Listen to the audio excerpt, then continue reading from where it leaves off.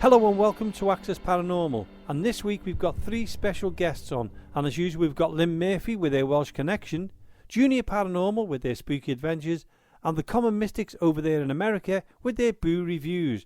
But we're going to be starting off with Lynn, and she's going to continue her story of Wepre Park, the ghosts and the history. So it's over to you, Lynn. Hello everyone, it's Lynn Murphy again, and I've got some more ghost stories from Ullo Castle and the woods. The first one I'm going to tell you tonight is Mr. Brooks' story. He was a custodian of the castle, and this story was written by a Mr. Charles Fairclough.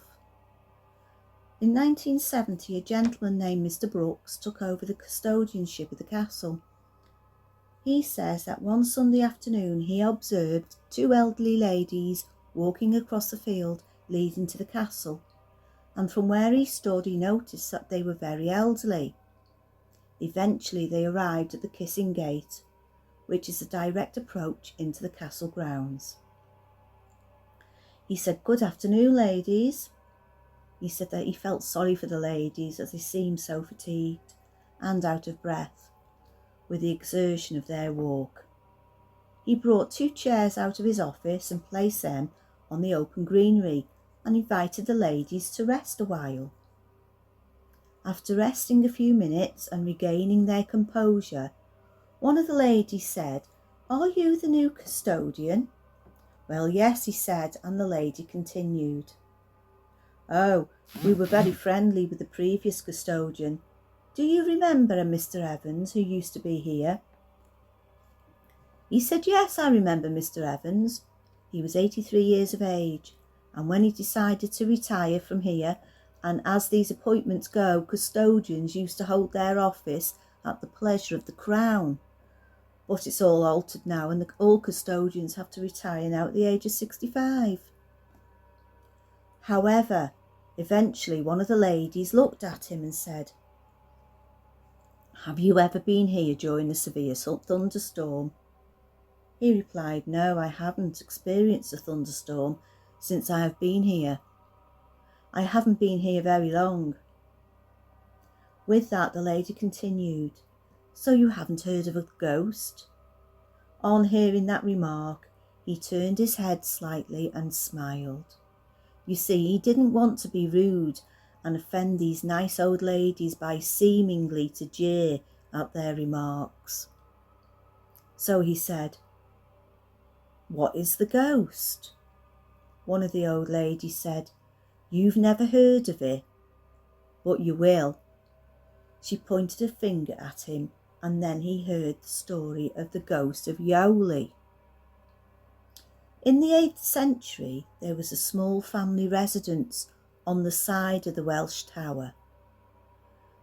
The Welsh Tower is a drum tower shaped like a capital D,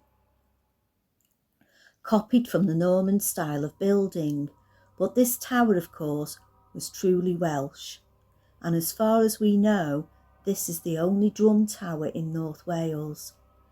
Edward I only ever built rectangular or circular towers. The family residence on the side of the Welsh Tower was occupied by the Anwyl family, comprising the father, mother and daughter, whose name was Angarad.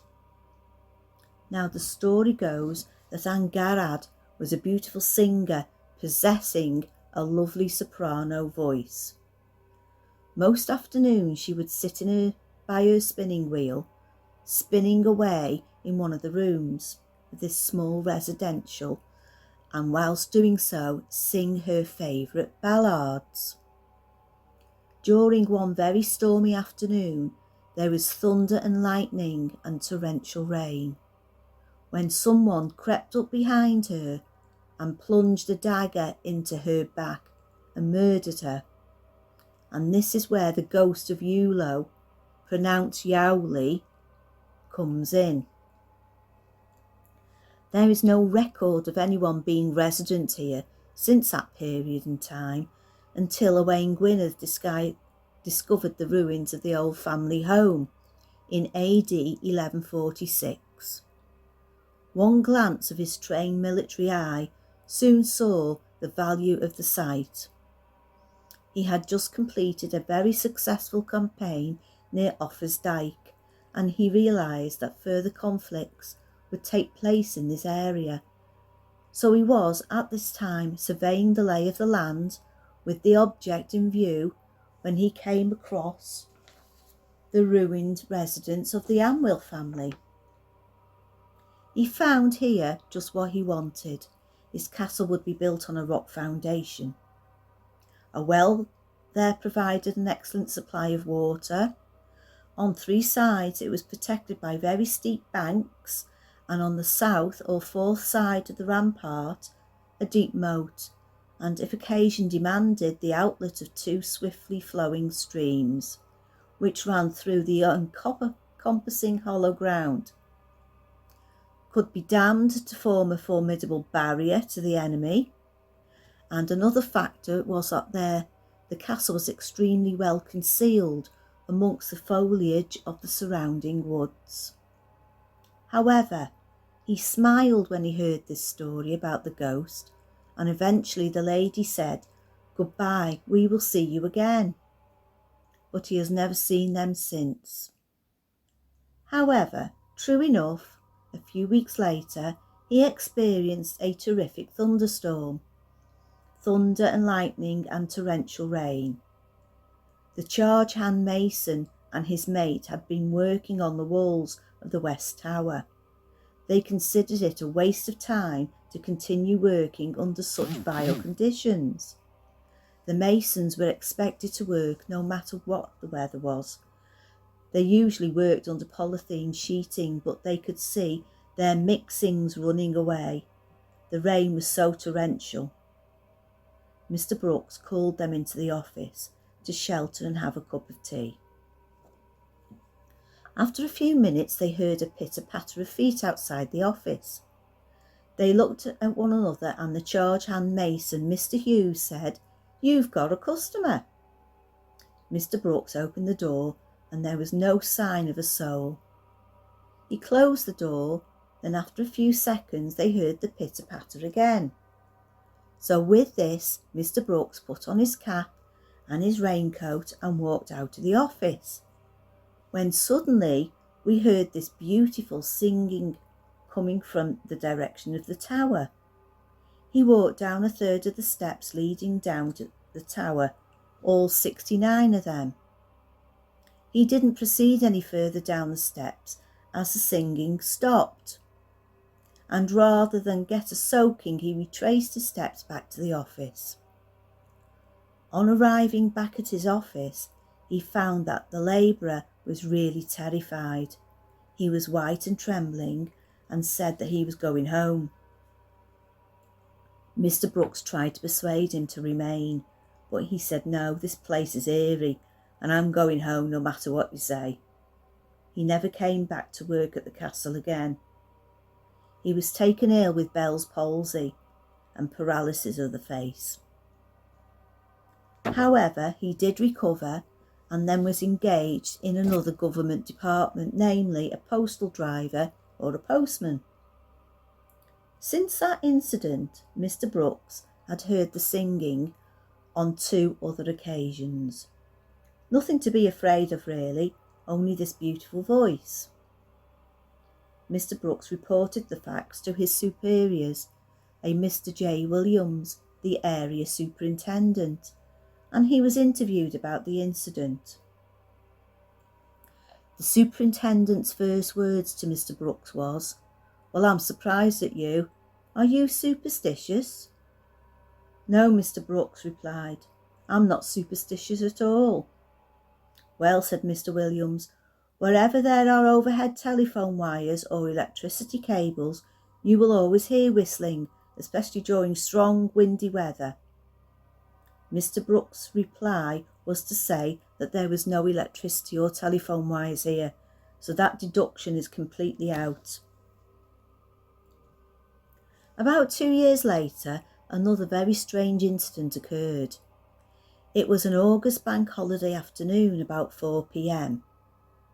Mr. Brooks had quite a number of people picnicking in the immediate vicinity of his office, and a friend of his, Mr. Harold Baldock from Chester, came to pay him a visit with a friend of Mr. Brooks' family. Being a busy day, Mr. Brooks had to return to his office, and after a short interval, Mr. Baldock and Miss Tompkinson joined him. Mr. Baldock had his dog with him, but he kept it on a lead. Suddenly the dog's hackles were seen to rise, and even the hair along the length of its back. The dog became very restless.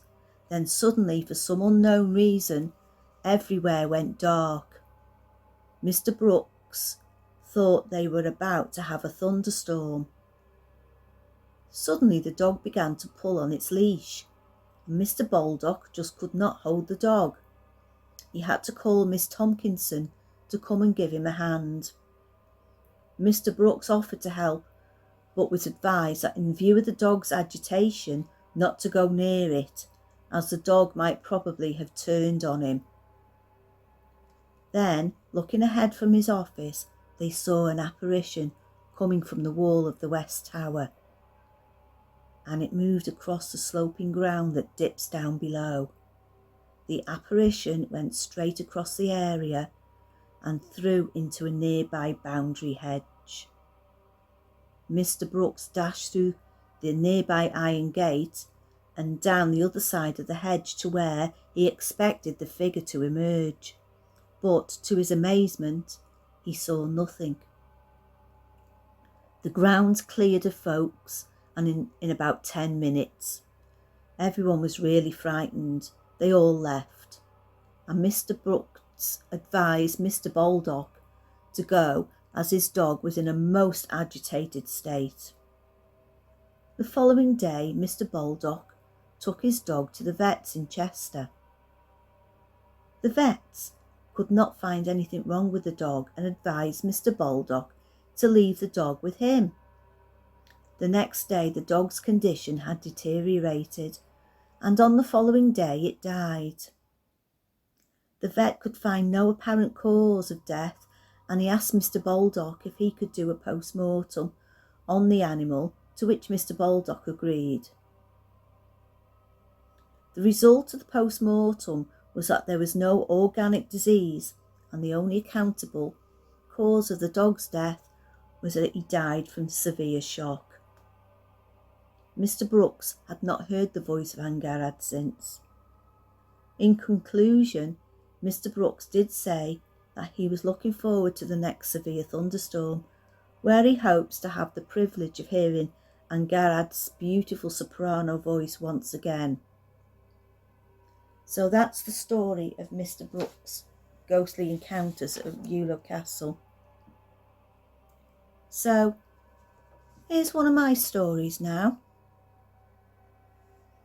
I took my paranormal group to Wepre on a winter solstice a few years back now. What we heard that night was amazing. I could explain most of what we heard as natural. For example, we could hear either cows or horses running around, but some people tried to link this with an army. But there are cows nearby and a field with horses, so it could have sounded like a lot of people running round. But what we couldn't explain was the sound of hundreds of men doing their battle cry. Sounded like they were shouting and banging shields. It made our blood run cold. That was very frightening. We couldn't explain the sound of penny flutes being played beside us. We started to sing Christmas songs, and we heard a lady singing from the other side of the brook as we walked away towards the exit. There was no lady there, but we all heard her. We didn't recognise anything she was singing or what the tune was, but she had a beautiful voice. Maybe that was the one that Mr. Baldock or Mr. Brooks had seen or heard, He could have heard them. There are certain areas in that valley by the castle that are very spiritually active. If you sit on the bench at the bottom of the steps coming down from the golf course, opposite the stone bridge, you will find yourself getting touched on the back of your neck and you have your hair pulled. Happens all the time. We have witnessed a very thick piece of wood being pulled and then let go like a catapult, but there was nobody there to do it. That was also on the other side of the steps going up to the golf course. And I have captured a large red light going past me towards a stone bridge, and when I put it into slow motion you could see a young lad running towards a stone bridge. He was in the red light, but unfortunately I can't find that now, which is a damn shame. So that was my experience in that area. But I'm now going to tell you a story which has affected my life, and it's just boosted me up, to be honest. And I've called this story, and it's a true story, called Emlyn the Archer. So several years ago I was with friends up at the castle one very snowy Sunday afternoon. I was stood on the steps at the bottom of the tower, and when someone caught my peripheral vision, it was a man that looked like he was walking around the back of some trees up near the fields. I knew it was a spirit, as every time I looked at him head on, he disappeared. He could only let me see him peripherally. That night I had a dream, and in my dream I was back at the castle, and that spirit came back to me. He introduced himself as Emlyn, then he called himself Richard. He was an archer, and his clothing was quite scruffy. He told me he wanted me to know who he was and how he died. I then watched in horror as he was pushed to the floor by a very skinny boy, possibly about 18 years old. Emlyn was then having his heart cut out of him by this lad. It was extremely scary, and I was frightened, and at this I began to run. As I ran, I started going up into the air. I was then in my friend's box room at her home in Bromborough. I have never been to her home before. In fact, I didn't even know where she lived until this moment. While I was in this room, my friend came into the room and asked me what I was doing there. I told her I could see lots of orbs there, and then the door opened, and again it was Emlyn, and he walked into the room. The next day at work, I waited to see if my friend was coming in, because she worked in the same building but in a different department, and I wanted to tell her all about this dream that I had. So at lunchtime she came into the kitchen. I told her that I had a really strange dream last night. She said it couldn't be as strange as the one that she'd had, and she went on to tell me the story of her dream. She said that she walked into her box room and I was in there. She asked me what I was doing there, and I told her I was looking at orbs. She then said the door opened and a very scruffily dressed man was stood in the doorway. She also said he had a long beard.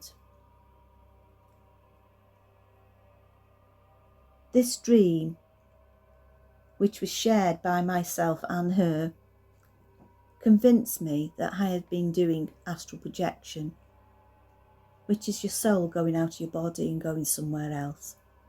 In this case, I went to my friends and made contact with her. I had been having these out-of-body experiences for many years, and this shared dream just proved it to me that I can actually astral project, only because the dreams were exactly the same. So a few years later now, from that dream, I went to the castle one night with a group of people on a ghost walk. While I was there, I called out for Emlyn to come forward and let my friends take his photograph. as after all, I brought all my friends to meet him. We asked him to come down and bring his friends to meet us. So within half an hour, one of the group, who was standing near to me, said she had just captured something strange on a camera. When I looked at it, it showed a picture of an archer with a long bow, long beard, cape and trousers. I believe this is Emlyn. I don't think his surname is Richard, because this soul is definitely medieval, and they would have been named after their father's Christian name, as in Emlyn ap Richard. So I think Emlyn was referring to the reign of Richard, probably Richard I. I still need to try and find time to look into this more thoroughly. So those are the stories I've got for you this time from Ewell Castle and Wepre Woods. I hope you've all enjoyed it, and if you're listening next time, I'll tell you some more stories. Goodbye. So that was Lynn Murphy with her Welsh connection over there in Connors Quay, and telling us all about Wepre Park. I'm looking forward to next month's one when she sends us another story. Being honest, I don't know what she's going to send me until it arrives in my email. So I'm looking forward to it as much as you are. So again, to Lynn Murphy, thanks so much for sending us them stories, and absolutely love them. So in a moment, we'll be going over to Junior Paranormal and their report on what they're doing in their spooky adventures. But first, I've got to tell you that I've got a book out. Well, it's not exactly a book. It's a paranormal investigations notebook, and that, so you can just, whenever you go on an investigation, you can put a report in there. It's got everything you want in it. Well, I'm hoping it's got everything you want in it. I'm just going to grab it, because I forgot what it was called, to be honest with you. It's called Paranormal Investigation Logbook and Journal, and it's out on Amazon now for £10. I'm not going to say much about it. All you can do is you can buy it. It's got the paranormal record sheet in here. It's got equipment used in here. It's got the weather, temperature, moon phases. You can put your full report and evidence on the next page. It's even got a section where you can debunk. At the back of the book, you've got useful information when out and about, protection checklist for paranormal investigations, some advice, protections, prayer protections, when confronted with evil, if you're not sure of the spirit you encounter, and pray for safety, and a prayer to clean the room of negativity and residue. It's up to you to whether you want to use them, but the book itself, I spent some time researching what people liked in it, and so I've done it. So it's on Amazon. Just look for Paranormal Investigation Logbook and Journal, and look for the name Jamie Michael Williams. Don't say a word, but that's all you have to look for, is Jamie Michael Williams. Look for that logbook, and if you like it, support me by buying it. I appreciate it. Thank you very much. Anyway, enough about my book for now, and let's go across to the Junior Paranormal and their spooky adventures. Hello, this is Junior Paranormal Events, and we're here for another edition of our spooky adventures. So in case you need a reminder, Junior Paranormal Events are the only non-profit group who solely work with juniors. We help to support the next generation of paranormal investigators. So just to remind you who we are, my name's Gemma. My name's Michael. My name's Aubrey. My name's Finley. So on this edition of our spooky adventures, we're going to talk to you about two locations that we went to in November. So the first one that we're going to talk about is Gresley Old Hall, which is also known as the House That Cries. And the second one is Derby Gaol, which we did with the wonderful Richard Felix. So we're going to get started with Gresley Old Hall, aren't we? Yes. Yes. So Finley didn't come on that one, did you, son? Nope. Finley's in the middle of his year 11 Exam year.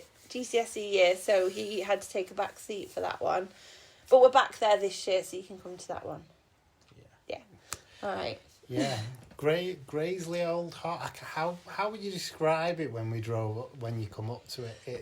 It's a house, obviously, But the house is split into 2 sections, so you have people who own the whole house, but they have half of the house that they obviously allow for paranormal investigations. This house feels like it's set back in the 1700s. But before that, it's the drive up to it, because you're literally on a main road and you turn down a street and you can't see the house, and you think, where is this house? Where's this house? And then you keep driving and you think you've reached a dead end, and then you keep driving again and you go through these trees, and all of a sudden this house appears. I mean, I would say it reminded me of Dickensian times. I felt when we did our site visit, I needed to be walking around with a candelabra. Yeah, it was that type of... It's wood, it's dark, it's beams, it's absolutely beautiful. Yes. And while you're there are a number of distinctive locations within it. So there's like this basement, which is a rat run sort of feel to it. You go through different little rooms. Yeah. And then on the ground floor you have these separate rooms which have been given names, like there's the red room. Yes, which is painted red. Painted red. You then have the drawing room, which has got a grand fire in it and a big table.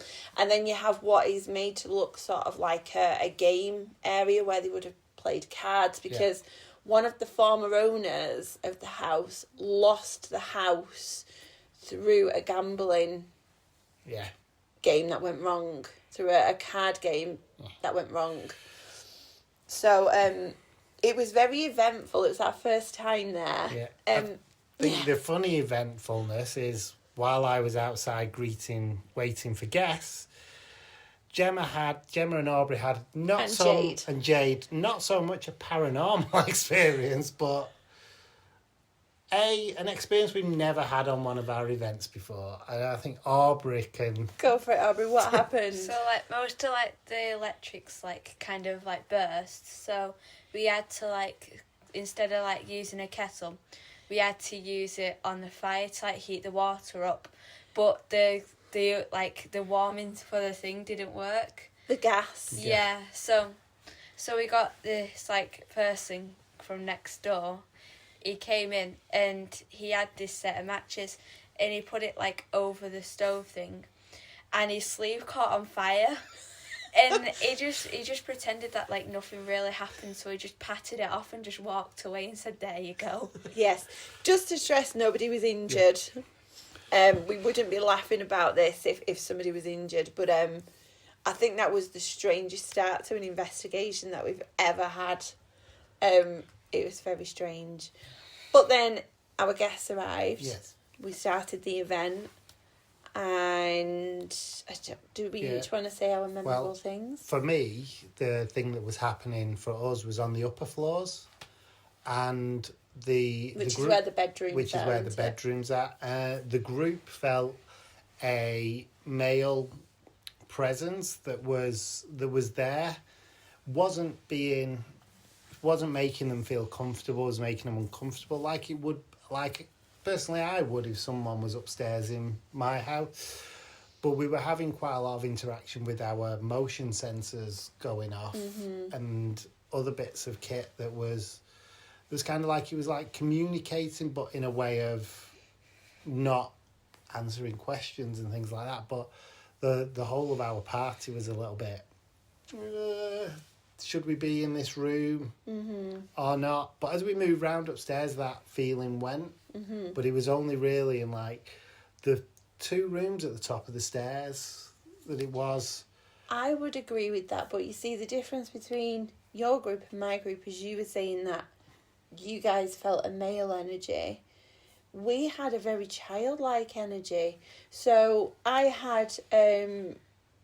a lot of the juniors I had were first timers, and initially we were a little bit nervous. And we had K2 meters out, we had our spirit teddy bear out, which is our touch activated teddy bear. We had mag lights out, cat balls out, and they were all going off. But it was only when the juniors spoke. Right. Okay. So when the adults spoke, it didn't do a thing. And it was only when the juniors spoke, and at one point we heard very little footsteps running down the hallway outside the rooms, and it did feel very, very childlike. In fact, one of the grown-ups was called Sam, and when we were introducing ourselves, the second she said her name, Sam, loads of equipment went off. So we were wondering if the child was also called Sam. So the other thing that could be with that is you went up there first. We did. So it was earlier in the night. So maybe that could have been an impact. Aubrey, what about with you? So there's a spot called the Red Room, and there's like this picture near this door, and we had like torch activity going on, and one of the torches were on, and if you just stood at an angle, the painting looked like it was Valak from The Nun. It was a real pareidolia moment with where I was stood. It caught my eye at first. Did it make you jump? It didn't make me jump, but it was like, oh, okay. That picture doesn't look right. And I got Aubrey to come and look at the picture. Did it make you jump? Kinda. All right. So all in all, we really like Gresley Old Hall. I mean, for a location, it's amazing anyway. So much so we're going back. We're going back this year, yeah. We've already actually had people start booking on it now, and it's January, and the event's not till November. So we're going to go on and talk about Derby Jail now. Finley's new best friend. Yeah. Richard Felix. Felix. So this was the end of November. It was our last, event of the year. What a way to finish. So we do our events where Richard does our speaking for us on history, and he also does a little chat on one of his books is about on ghosts and spirits. Yep. Throughout all of that, me and you were hearing noises. Yeah, it was really strange. So in one of the cells, they call it the condemned cell, for obvious reasons, which we probably don't need to go into. It was very strange. Like, we could hear it shuffling, and I'd gone and I'd put the temperature sensor, the one that we got from Andy Guy, in there, and the temperature kept on going up and down, and we could hear it, and then we'd go and have a look. When we got there, nothing would happen, and then we'd come away. So there was quite a lot of callback going on there. But it was later. I mean, like, just to stress before we get into this, we don't do table tipping on events. No. It's not something that we do. It's kind of a little bit sketchy from our point of view as a method. Everyone, is entitled to their own opinion on it. But if Richard Felix says to you, guys, I want to do a table tipping experiment with the juniors, you can't say no. So Finley, you actually did table tipping, didn't you? Oh my god, it was so weird. You can't explain it. It's like you'd have to have I can't explain it properly. It was moving quite. You were next to Richard, weren't you? I was next to Richard. And Richard was doing the calling out, and Richard was leading it. And I got to a point where I said, is that anyone moving the table? Thinking, oh, someone must be taking the mick. Yeah, because I think the funny thing was Richard wasn't expecting No. much. It wasn't going to be... It was walking across the floor at one point. And it did so much to a point where he got out another piece of equipment, didn't he? Oh, that... Springulum. What's it called? A springulum, I think. I think you're right. I call it the dongle, which is not right. And Richard kept on correcting me at several points. Did you have a go at the dongle?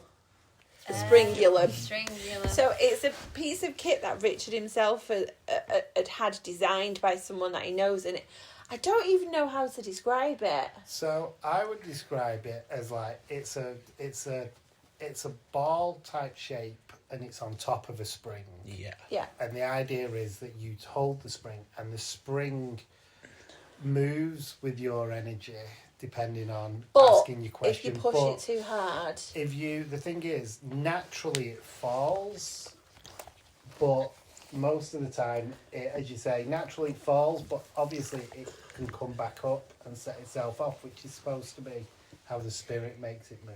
Yeah, Aubrey and Finley are laughing because our dog has just literally come and sat down right next to the microphone. So if you hear snuffling, I'm yawning. It's our dog. So Aubrey, tell us what it was like with the Springulum. It was weird. I didn't have it on for a while, but I mainly watched it, but it did look quite weird, and you couldn't really tell it was fake. It looked real.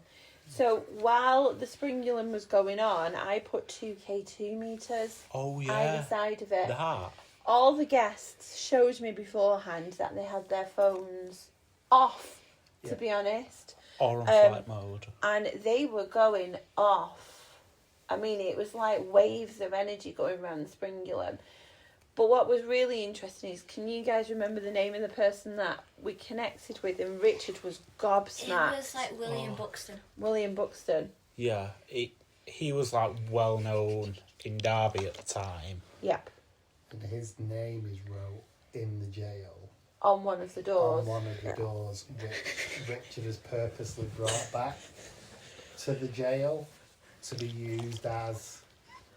This was part of his door. I'm so sorry, the dog's just burped.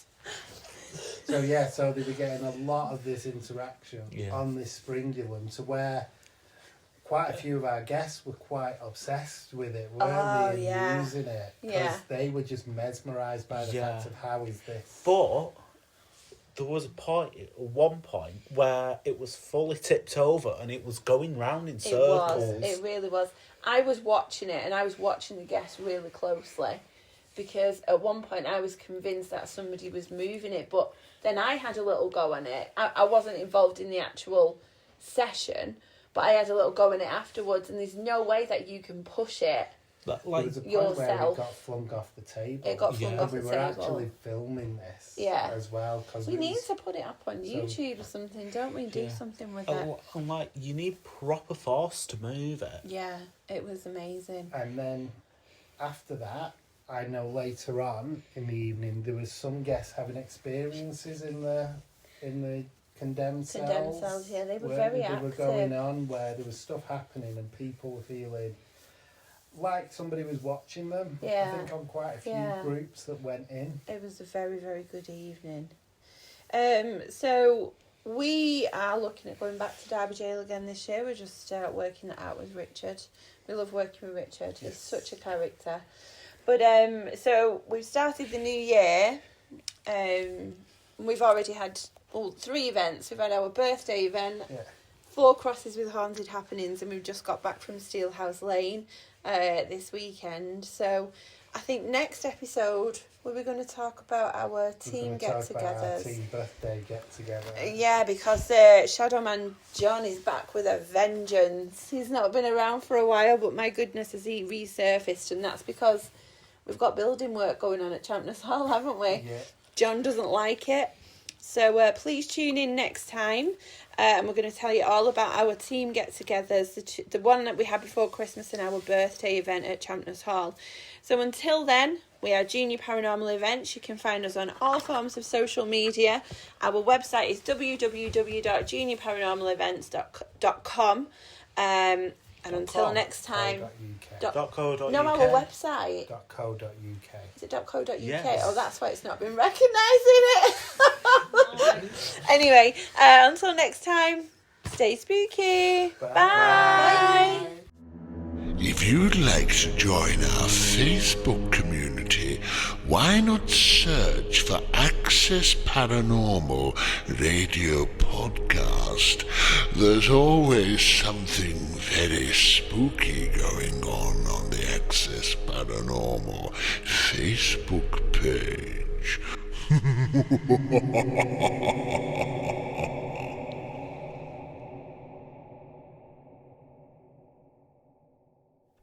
So just before the advert, you heard from Junior Paranormal and their spooky adventures. What fantastic people they are, and it's great to see, youngsters getting into the paranormal world. They are very, very responsible people. Gemma and Michael, superb. I mean, if I had children that age again and I wanted them into the paranormal world, they would be the people I put them with. I can't say they put 100% into everything they do, and I take my hats off to them. They are so dedicated. They are brilliant. Also, if you noticed, they've been to Derby Jail, and recently I heard the news that Richard Felix is in hospital and he's getting a pacemaker fitted. All I can say is I wish you the very, very best, Richard. I want you back in Derby Jail, enjoying what you do best, and that's the historical parts of it and telling the ghost stories. And you're just an absolutely brilliant person, and I wish you all the best, and I'm sure Junior Paranormal do as well. So anyway, that's a little bit of a yap over. I'm going to send you across now to the Common Mystics and their Boo review for this week. I hope you enjoy it. So to Jennifer and Jill, it's over to you.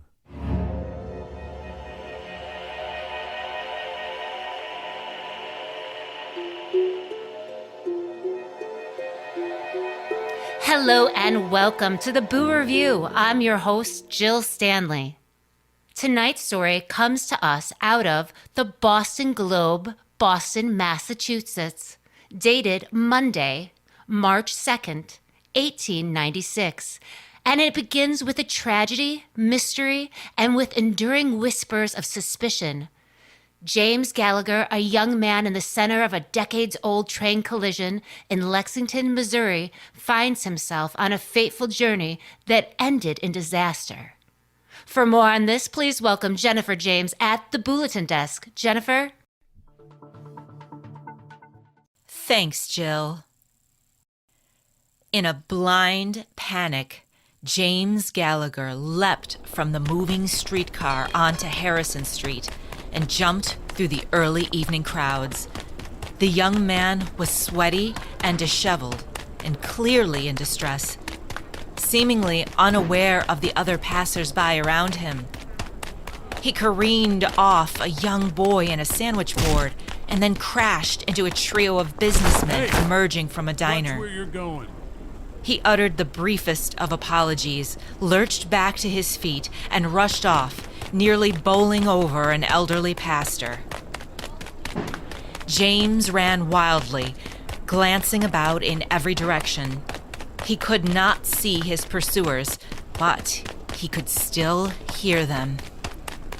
Even over the urban tumult of Chicago traffic, he still could hear them. Every time he thought he had gotten away, inevitably, he heard them closing in again and again and again. In his desperation, James pushed through one last throng of pedestrians before racing up the stairs to the Harrison Street police station. He had sworn oaths to his mother that he would never go to the police about what had happened. She had convinced him time and time again that he had nothing to gain and everything to lose. Most of all, she persuaded him that what had happened was not his fault. However, James knew that the ghosts thought differently. For the last 1,488 days, they had made their opinions clear on the matter. It wasn't long ago that James Gallagher was proud of his job as a courier for the telegraph office in Warrensburg, Missouri. He had delivered telegrams to important customers all across that part of Johnson County. Ever since he was first hired, he had tried his best to deliver every message to the right customer as fast as possible. And at age 14, he was taking some of the most urgent messages to come through the office. Messages to the Warrensburg train station concerning railway traffic, filled with alerts about schedule changes, route alterations, delays and cancellations. Warnings about trains barreling along at 50 miles per hour to make up for lost time. Alerts about trains pulling off the main line either to take on water or to drop off mail. The Missouri Pacific was one of the busiest rail lines in this part of the country, with dozens of trains moving north, south, east, and west every single day. The train engineers needed to know what was coming to keep everybody safe. James knew if the engineers missed an alert, it could spell disaster. The couriers were all busy on that Friday, the 15th of June, back in '92. James himself had been out half a dozen times since the morning, with 4 messages in a row for the local Missouri Pacific train station. The latest alert was issued to prevent a collision by instructing 2 trains traveling toward each other to come to a stop at Lamont. There was a side track there where the eastbound number 15 train could refill its water tank, allowing the westbound train, number 124, to pass safely. James placed that message into the hand of a signalman at Warrensburg Station, and he assured James that he would signal the train crews to let them know where to stop in time.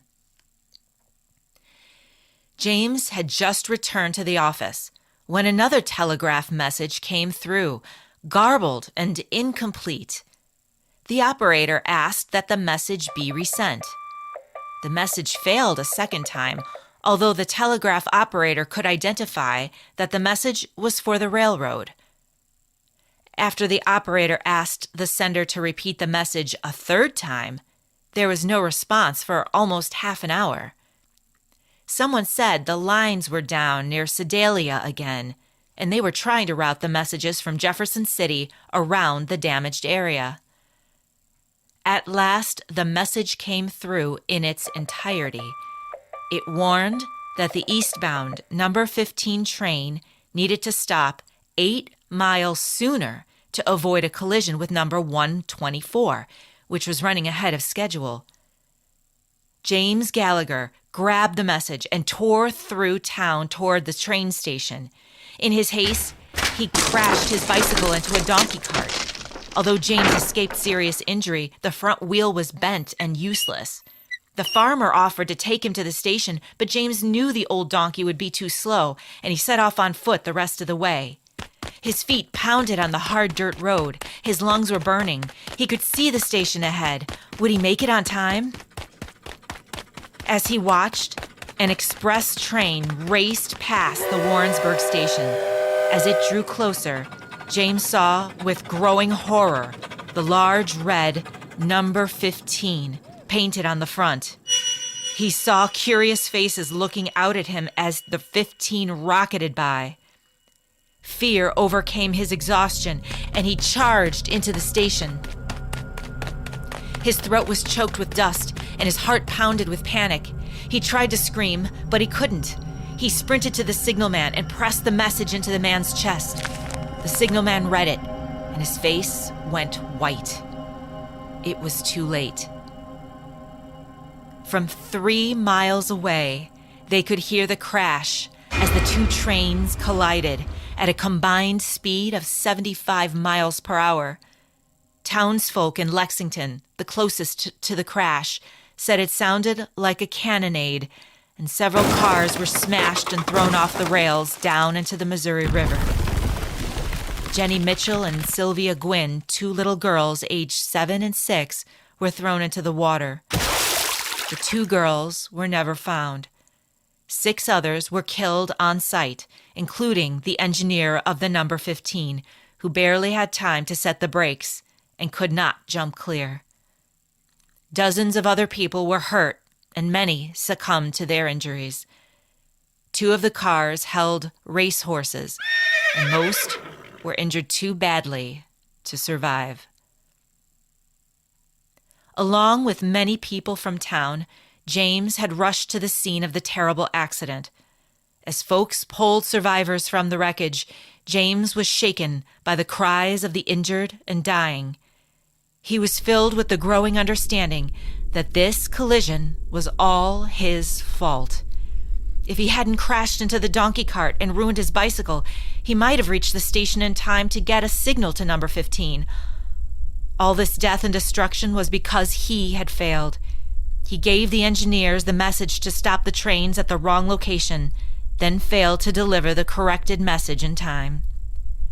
James fled. Convinced he would be held liable for the crash and put in jail, he fled Warrensburg and his job at the telegraph office and his entire life in Missouri.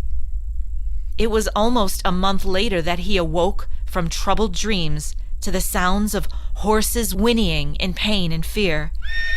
He sat up in his bed, but no one else seemed to hear the tumult.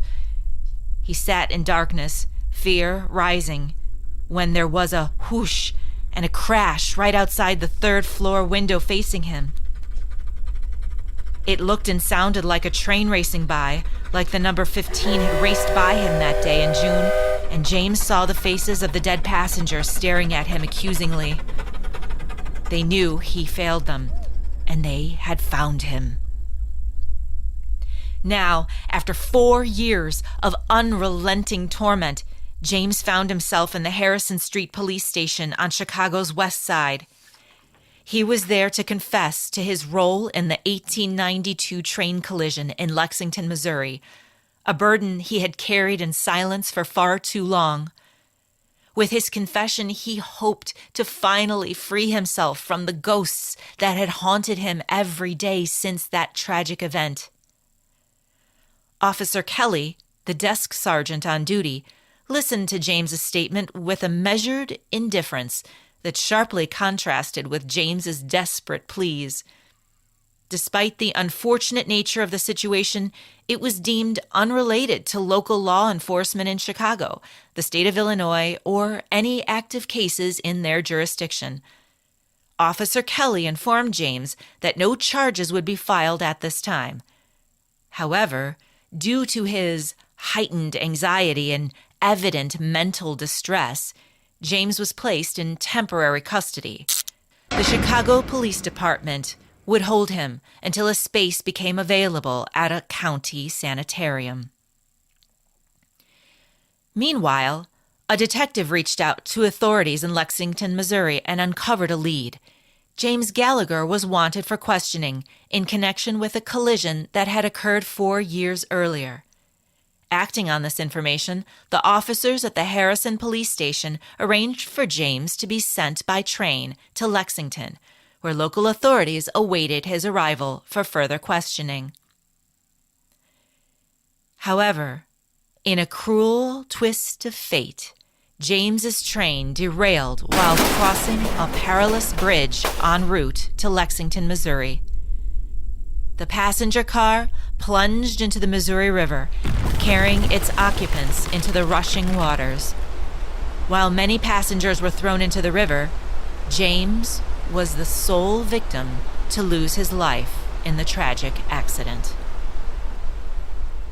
After his untimely death, Mrs. Gallagher, James's devoted mother, passionately defended her son's innocence in the tragic 1892 train collision at Lexington.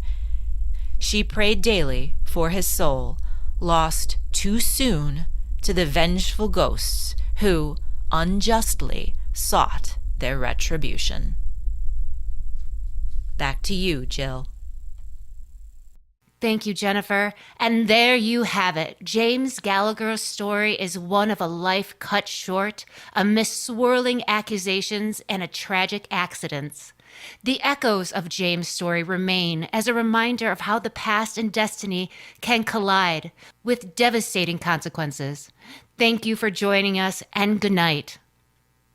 This has been a Common Mystics Media production in association with Access Paranormal.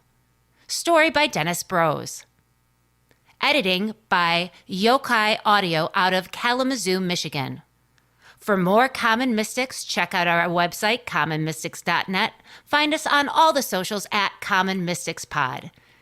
So that was the amazing Common Mystics and their story called The Vengeful Ghosts of the Locomotive, number 15 in Lexington. So again, from to Jennifer and Jill over there in America, thank you so much for sending them across.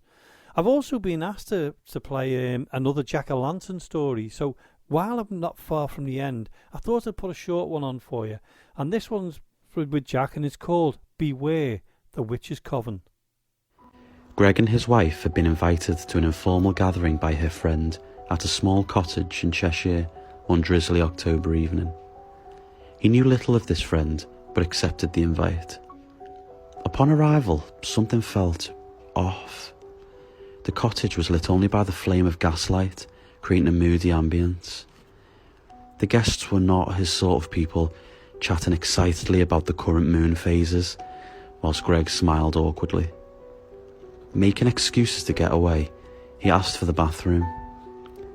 Climbing the old staircase, he noticed a faint light emanating from the bedroom. Peering round the door, there was a large pentagram drawn on the main wall. A purple cloak hung on the door, and spellbooks adjoined the shelves. Instinct was correct. Greg told the host he was unwell, grabbed his wife's hand and left. She was furious, refusing to speak on the journey home. A few weeks later, whilst clearing out the attic, he come across an old photograph. It was his mother-in-law with a group of women around a bonfire. All the women wore that purple cloak. Suddenly, the floorboard creaked behind him. "And what are you doing?" asked his wife, accompanied by her smirking mother. So that was the excellent Jack-o'-lantern, and before I go, I've got to say a huge thank you to Lynn Murphy of the Welsh Connection, Junior Paranormal Spooky Adventures, and the Common Mystics Boo Review for tonight's show, and also the bonus of Jack-o'-lantern. Before I go, don't forget to get over to Amazon to buy my book, Paranormal Investigation Logbook and Journal. Just look for Jamie Michael Williams. It'll be there. It's got everything you need in it. I hope you enjoy it as much as I have done for designing it and getting it out there for you.